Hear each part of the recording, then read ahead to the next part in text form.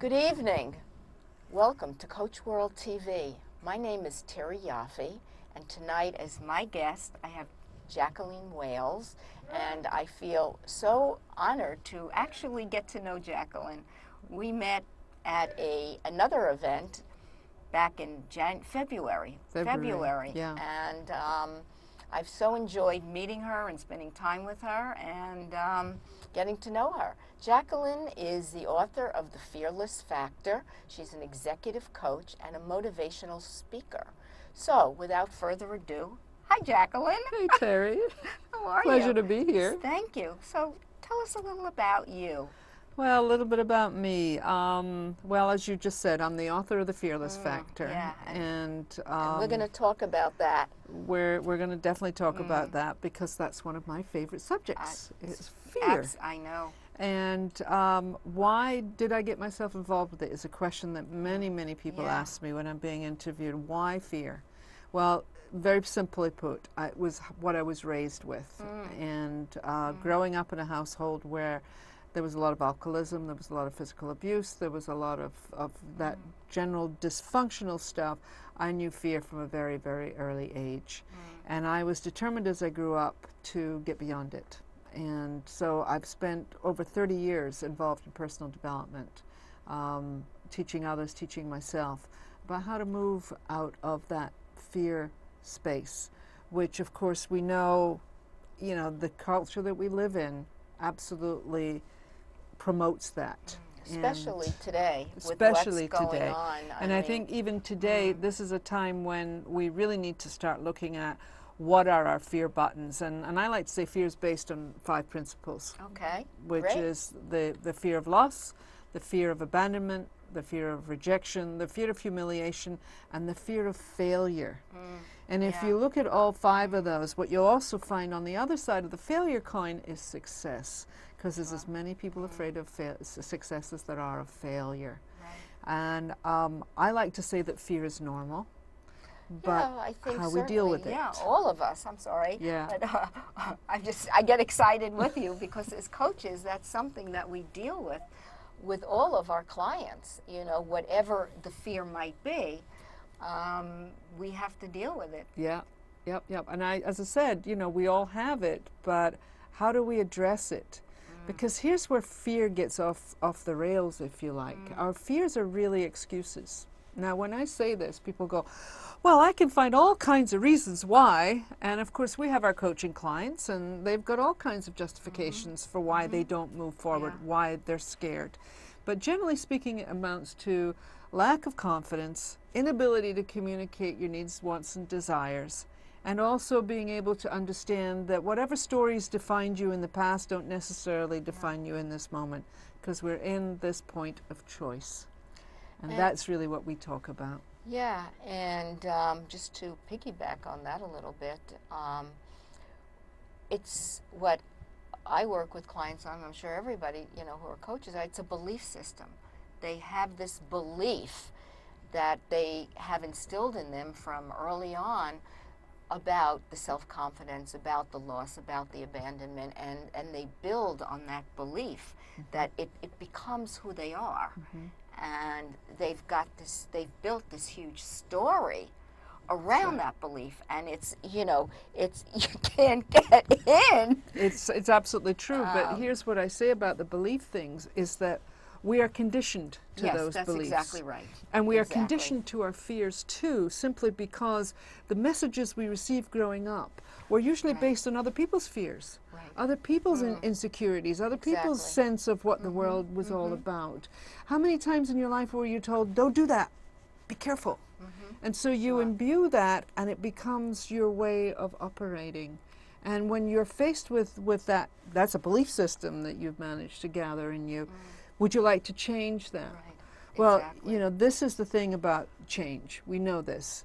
And the big question on change is, what are you willing to give up?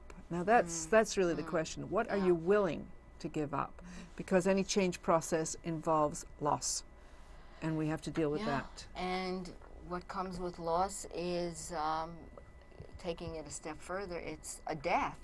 It's a mourning of that belief because we've held it so near and dear to our, it's part of who we believe we are. Absolutely. And what we're actually living is our parents' fears and dreams, not our own, because there's no us in the equation when we've got, as you mentioned, their fears. Yeah. So, I mean, I think it comes down to how do you define yourself? Well, many times we define ourselves by what other people have said about us. And we presume that those authority figures, those parent figures, the people that we respected at certain points in our life, that they actually had a handle on who we were or who we are. And we get caught up in that negative belief cycle that goes on. So trying to change that, which of course as coaches that's what we do. We help you to understand that when you change your thinking, you change your behavior, and then you change your life. It's a very simple process.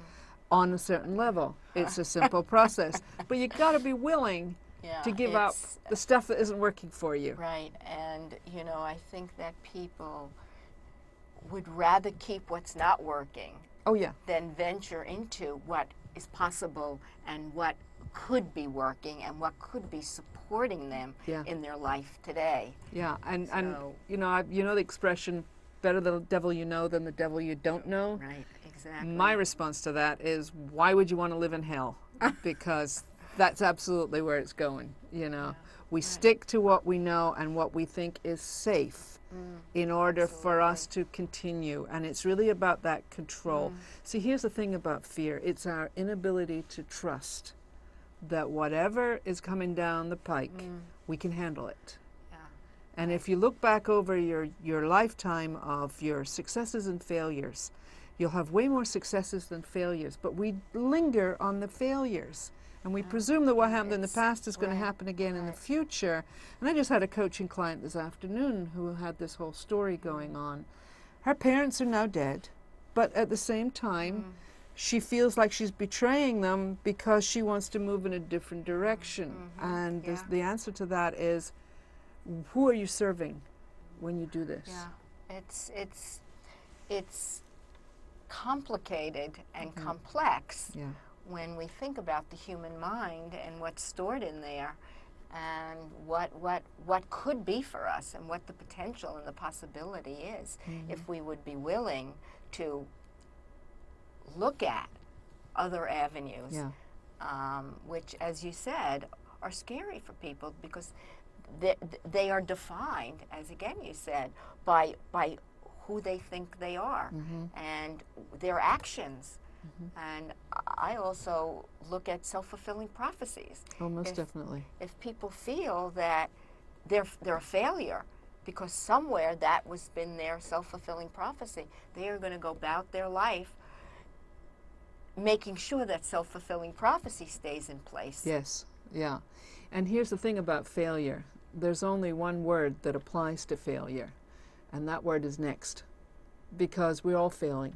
We're all failing our way to success. And if we're not embracing those failures as simply the wrong road taken, you know the Robert Frost poem of two roads.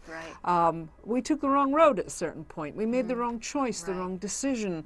So what do? Next. Because truly, that's the option that's available to you. But how many people get stuck in, I made that choice and I can't make another one because I don't know what the outcome of that other choice will be.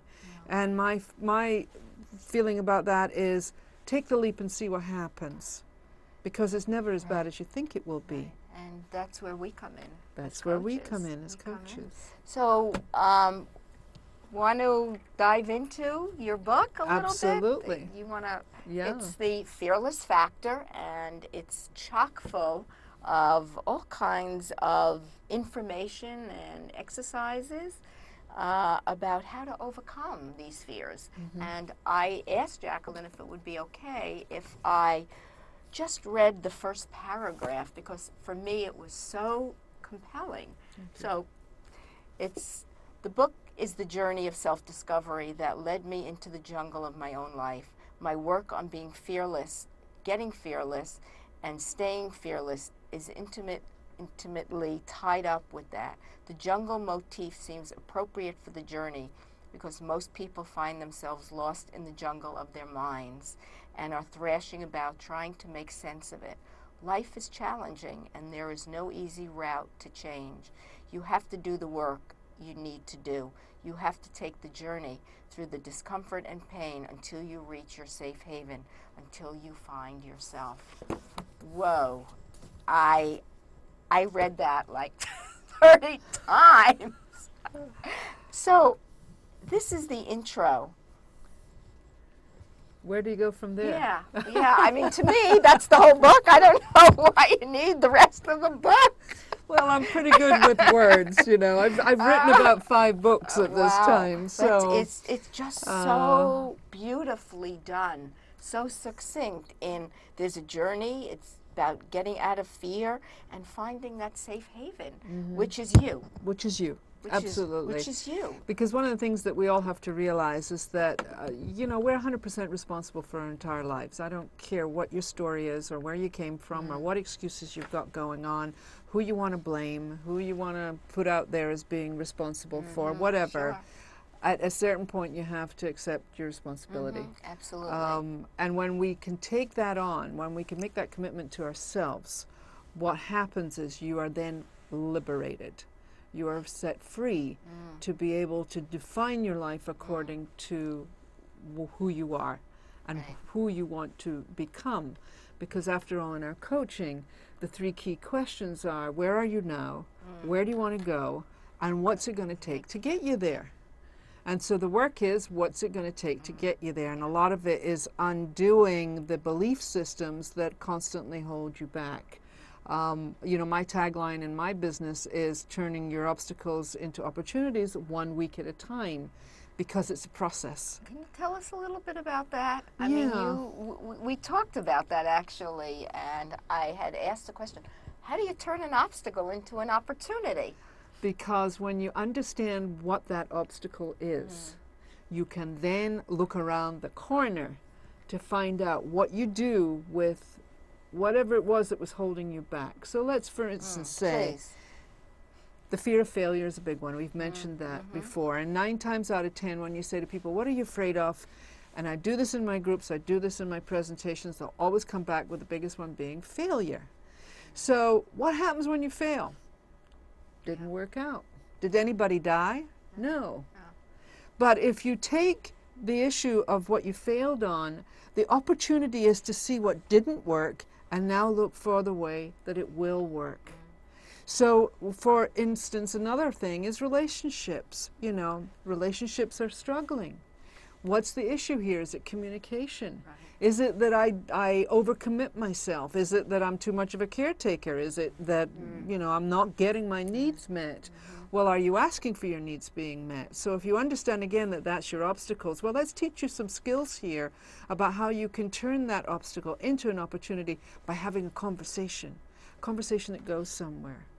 You know, fact of the matter is that when people are caretakers many of the time, you have to be able to say and stand up for yourself when you say, that doesn't work for me. You know, I've been in a marriage for 32 years. It has not been a cakewalk. And I'll tell you that right now.